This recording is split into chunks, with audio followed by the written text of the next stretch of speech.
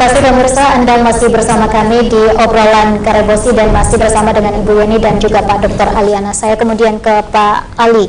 Ya. Apakah ini program ini hanya membuang-buang anggaran menurut Pak Dokter? Silakan.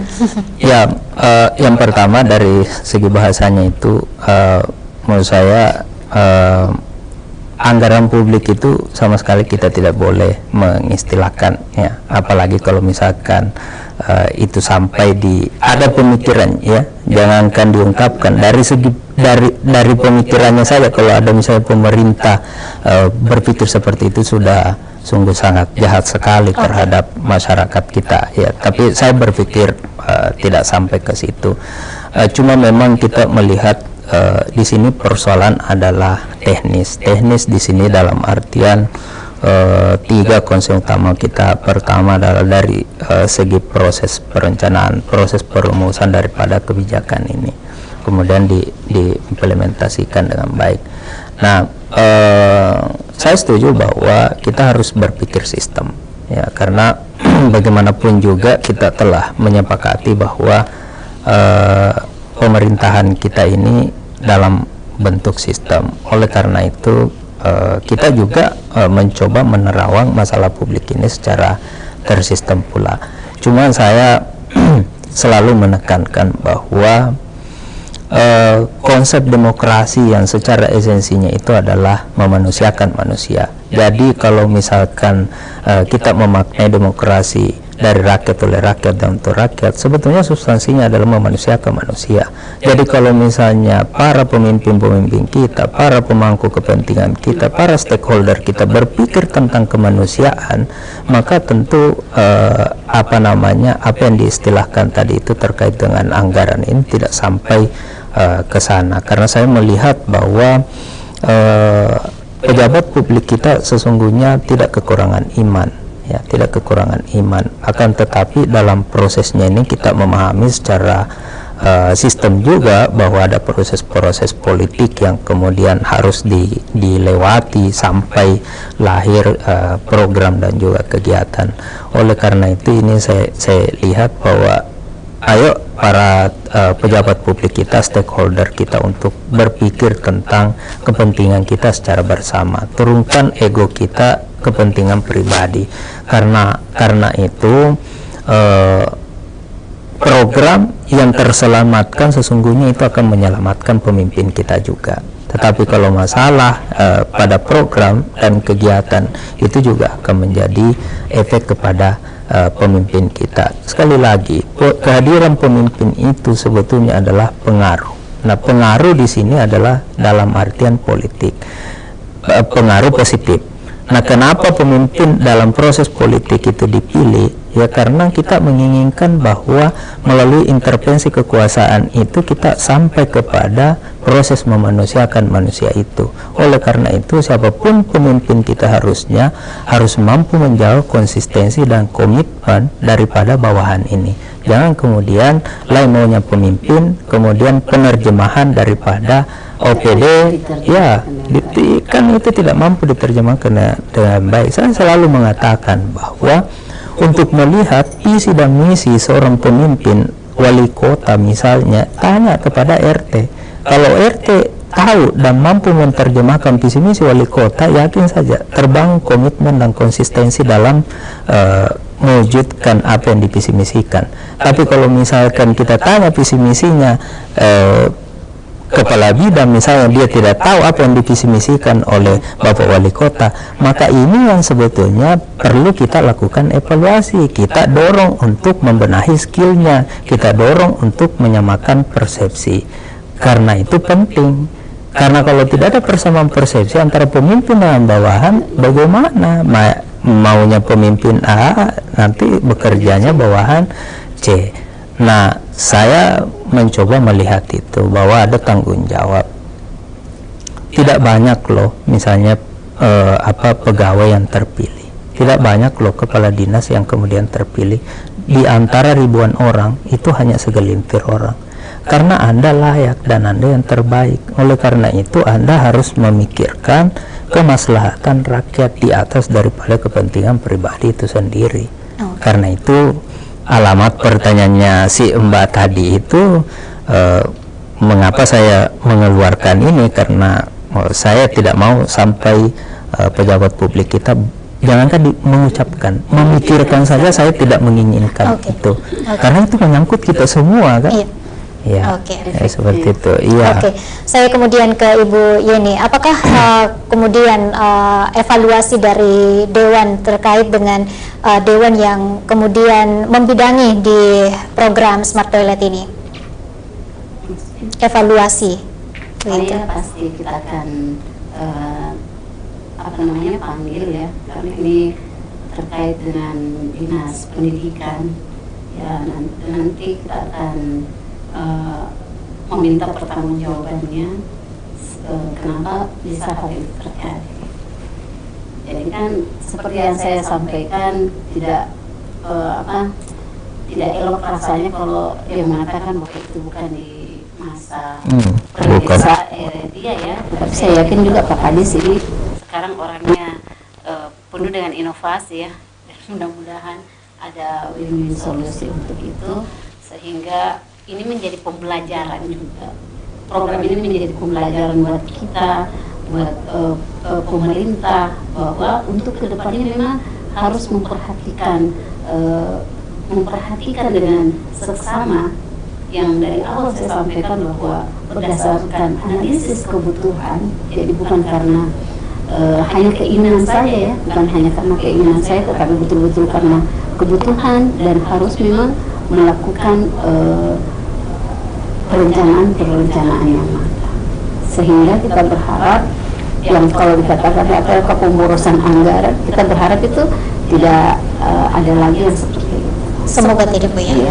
Dan memang saya sepakat tadi ya, sistem yang ada di kita kadang-kadang memang beberapa kadang-kadang ada ya yang susah untuk mengungkapkan ketidakmampuannya dalam mengimplementasikan ide-ide daripada pemerintah kota. Jadi memang kita butuh jiwa yang besar yang memimpin untuk menerima masukan, dan yang dipimpin berani untuk mengungkapkan apa yang dipikirkan, karena ini sebenarnya untuk kemaslahatan kita bersama dan untuk kota kita tercinta ini. Kita bisa bayangkan begitu banyak anggaran yang ada di pemerintah kota ini, sangat sayang kalau tidak terasa efeknya buat masyarakat. Saya kemudian ke Pak Dr. Aliana. Apa solusi konkret Anda sebagai mungkin orang yang kebijakan publik begitu, latar belakang pendidikan Anda sebagai melihat dari kebijakan publik?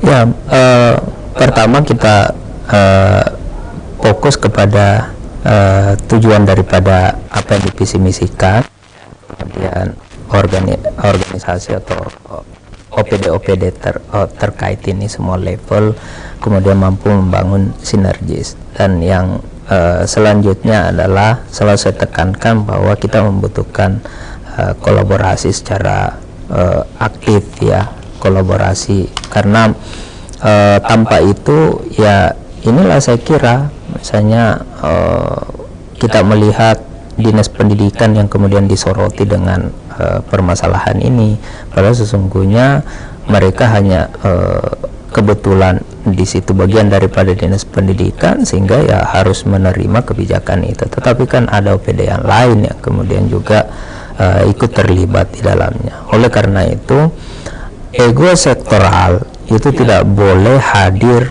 di OPD pemerintah, dan tugas pemimpin itu untuk menyatukan melalui visinya. Yang kedua adalah kita kembali kepada apa sih sebetulnya tugas pokok dan fungsinya daripada pemerintah itu, memberikan pelayanan. Karena itu terjadi terjadi kesepakatan secara tidak langsung, kita rakyat ya menyediakan fasilitas Anda mulai dari ujung rambut sampai ujung kaki, gunanya supaya Anda mampu memberikan pelayanan yang baik terhadap kami. Bukan juga berarti bahwa semuanya Anda yang harus berikan kepada kita. Tentu kita memahami batasan-batasan tersebut. Yang terpenting juga adalah memang ada juga kendala di publik kita, di masyarakat kita, yang misalnya terkait dengan kesadaran. Jadi kadang-kadang ada infrastruktur, kemudian kita tidak bersama-sama merawat itu, khususnya kalau yang berkaitan dengan fasilitas umum. Masyarakat selalu beranggapan bahwa ya kalau saya merusak ini kan nanti pemerintah bisa bangun lagi, kalau saya tidak merawat ini kan ada nanti pemerintah yang mengurus itu, ya punya tanggung jawab. Padahal secara substansi kalau Anda merusak fasilitas tersebut itu kan menggunakan anggaran dari mana? Dipungut dari kita lagi. Yang selanjutnya adalah supaya ada sustainability daripada smart toilet ini, kita membutuhkan dari bangunan komunikasi antar OPD yang terkait ini nanti ada terbentuk ya apakah semacam satgas smart toilet yang kemudian mereka bertugas secara kontinu untuk mengontrol ya fasilitas smart toilet ini, kan tidak menjadi sesuatu yang naif juga ya, sehingga nanti misalnya kita beban perawatan dan semacamnya itu ada yang kemudian bertanggung jawab, sekalipun bersama-sama kita inginkan ini. Saya pikir itu yang perlu kita lakukan. Oke, jadi solusi konkret begitu ya, Pak ya? Ya, satgas smart toilet. Kan misalnya kalau di level nasional itu kan ada bangunan toilet, tapi ini diperuntukkan kalau yang dilakukan oleh Kementerian Kreatif ya, Menaker Frapi itu Pak Sandiaga Uno, itu kan ada program pembangunan fasilitas umum berupa toilet di tempat-tempat destinasi wisata. Nah, itu didukung oleh satgas toilet ya, dalam tanda kutip ya, seperti itu. Nah, kenapa tidak misalnya, karena kan ini program yang melibatkan beberapa OPD terkait, kenapa tidak kemudian disatukan ini ya, walaupun nanti ya kalau begini kan dipikirkan lagi anggarannya, siapa yang menggaji dan semacamnya. Nah, ini kalau mindset daripada pemerintah itu selalu berpikir tentang anggaran. Jadi itu solusi begitu ya menurut Pak Anas? Iya, salah satu alternatif, satu alternatif yang kemudian bisa menjadi pertimbangan bagi pemerintah. Baik. Saya kemudian ke Ibu Yeni. Apa kemudian closing statement Anda? Silahkan singkat saja, Bu. Ya, closing statement saya ya tentu saja kita berharap bahwa beberapa sekolah yang belum terendus, dan mudah-mudahan saja ini cukup, semoga tidak, dan semoga juga semuanya ada solusinya ya. Pastinya kita berharap bahwa kembali melihat smart toilet yang ada di sekolah masing-masing yang tentu saja harus segera berbenah. Dan yang kedua, kalau Pak Dokter tadi menyampaikan bahwa ada satgas toilet, barangkali juga bisa melibatkan siswa. Jadi untuk menjaga kebersihan itu sendiri, karena yang punya hajat kan siswa juga, jadi dia harus punya juga rasa tanggung jawab untuk membersihkan.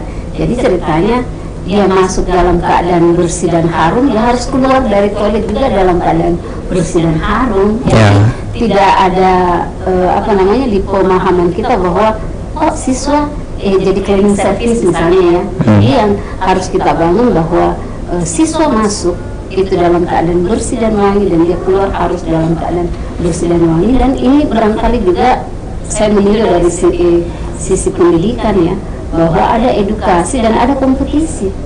Jadi kompetisi per kelas yang memang punya tanggung jawab pada hari-hari tertentu ini bisa dipublish pada saat mereka upacara, supaya selain mereka menjaga kebersihan, ada karakter yang ingin dibangun, bahwa kebersihan itu adalah, kalau kita ya umat Islam sebahagian dari iman, kebersihan itu yang harus selalu dijaga. Kebersihan itu adalah tanggung jawab kita bersama. Saya setuju bahwa kemudian ada kesadaran, tetapi melibatkan masyarakat siswa untuk bertanggung jawab terhadap kebersihan toilet smart toilet secara umum ya, sepanjang tidak mengganggu proses belajar mengajar ya, tentu saya kurang sepakat. Tapi bahwa apa yang dikatakan Ibu, edukasi, meningkatkan kesadaran masyarakat dan tanggung jawab juga. Ya, saya setuju. Oke, baik. Cukup sudah karena kita sudah ada di penghujung acara. Terima kasih untuk Ibu Yeni dan juga Pak Dr. Alianas yang sudah ikut berdiskusi dengan tema kita pada edisi hari ini, Kejaksaan Endus Korupsi Smart Toilet. Saya Rafika Mustaqimah Wardah pamit. Wassalamualaikum warahmatullahi wabarakatuh. Waalaikumsalam warahmatullahi wabarakatuh.